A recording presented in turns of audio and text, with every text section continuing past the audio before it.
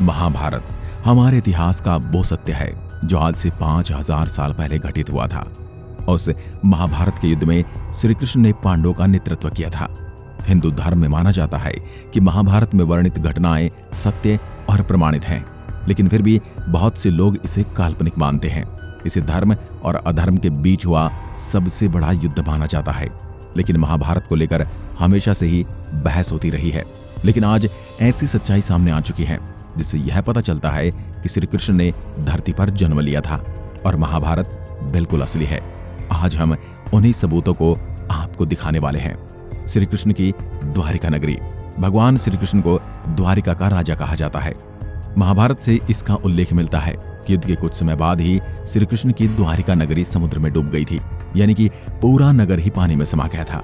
इतने सालों से कई लोगों को लगता था कि यह काल्पनिक नगरी थी, लेकिन आपको जानकर आश्चर्य होगा कि पुरातत्व विभाग को गुजरात के पास समुद्र के नीचे एक पुराना शहर मिला है और इसके सबूत से ये पता चलता है कि यही द्वारिका नगरी है जिसका वर्णन महाभारत में किया गया है। इस घटना को जिसने भी सुना उन सभी के रोंगटे खड़े हो गए। ब्रह्मास्त्र और न्यूक्लियर हथियार। महाभारत में अपने ब्रह्मास्त्र नाम के भयंकर अस्त्र के बारे में सुना होगा।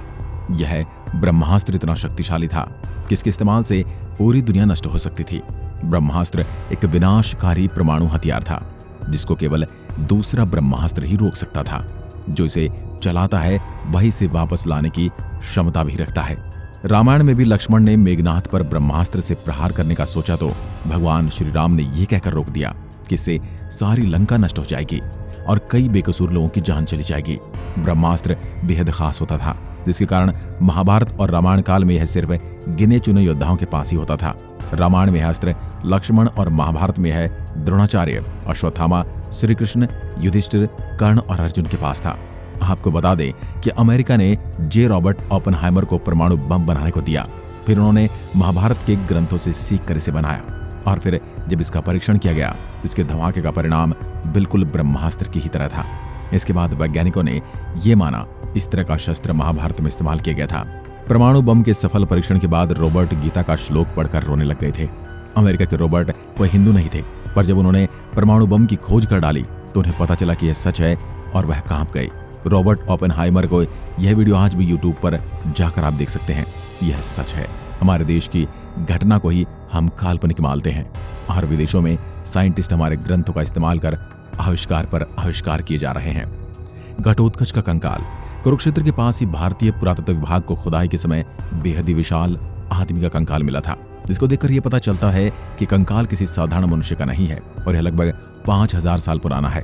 तब इसके प्रमाण मिलने लगे कि यह कंकाल घटोत्कच का है। महाभारत काल में घटोत्कच के बारे में तो आप सभी जानते होंगे।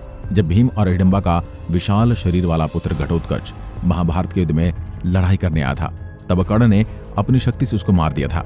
महाभारत के महाकाव्य में दिया गया घटोत्कच का वर्णन भी इसी कंकाल के समान है। अर्जुन का चक्रव्यूह। आप महाभारत के चक्रव्यूह के बारे में जानते ही होंगे, लेकिन आपको पता है कि इस चक्रव्यूह का जीता जागता सबूत आज भी मौजूद है। हिमाचल प्रदेश के हमीरपुर जिले के 16 सीमी धार के नीचे बसा राजनोड़ गांव एक ऐतिहासिक स्थल के रूप में मशहूर है। यहाँ पर पांडव अज्ञातवास के दौरान रुके थे। इसी समय अर्जुन ने यहाँ पर चक्रव्यूह का ज्ञान प्राप्त करके उसे पत्थर पर बनाया था, जो आज भी यहाँ मौजूद है। इस चक्रव्यूह को ध्यान से देखने पर पता चलता है कि इसके अंदर जाने का रास्ता तो साफ दिखाई देता है, लेकिन बाहर आने का कोई रास्ता नहीं निकलता। इस जगह को पीपलू किले के नाम से भी जाना जाता है। कुरुक्षेत्र की लाल मिट्टी। यह तो हम सभी जानते हैं कि महाभारत का युद्ध कुरुक्षेत्र में हुआ था, जो कि हरियाणा राज्य में स्थित है। कहते हैं उस समय के भयंकर युद्ध में बहे खून की वजह से वहां की मिट्टी का रंग लाल हो गया था। पुरातत्विक विशेषज्ञों ने माना है कि महाभारत की घटना सच थी। उस जगह पर तीर और भालों को जमीन में गड़ा पाया गया है। इनकी जांच में यह पता चला कि ये 2800 ईसा पूर्व के हैं, जो कि लगभग महाभारत काल के समय के बने हुए हैं। लाक्षागृह। महाभारत काल में लाक्षागृह की भूमिका की महत्वपूर्ण मानी जाती है।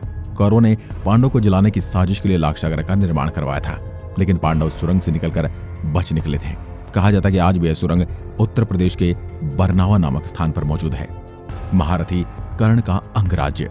कुंती के सबसे बड़े पुत्र दानवीर कर्ण अंग देश के राजा थे, जो उन्हें दुर्योधन ने उपहार स्वरूप भेंट दिया था। आज अंग देश को उत्तर प्रदेश के गोंडा जिले के नाम से जाना जाता है। जरासंध द्वारा अपने राज्य के कुछ हिस्सों को कर्ण को देने की बात भी कही जाती है, जो आज बिहार के मुंगेर और भागलपुर जिलों के नाम से जाना जाता है। इन राज्यों का स्थान वही है जहां कल था। इसे चाहकर भी बदला नहीं जा सकता। इस बात से आप इसकी सच्चाई का पता लगा सकते हैं। तो दोस्तों, महाभारत इन सभी से यह प्रमाणित होता है कि महाभारत हुई थी और भगवान श्री कृष्ण से जुड़े सारे रहस्य भी सत्य हैं। इन्हीं ग्रंथों से विदेशियों को कई आविष्कार करने की प्रेरणा मिली है और हम ही इन ग्रंथों को नहीं समझ सकते। आशा है आपको ये जानकारी अच्छी लगी होगी। अगर अच्छी लगी है तो कमेंट जरूर करके बताएं और चैनल को सब्सक्राइब करें। धन्यवाद।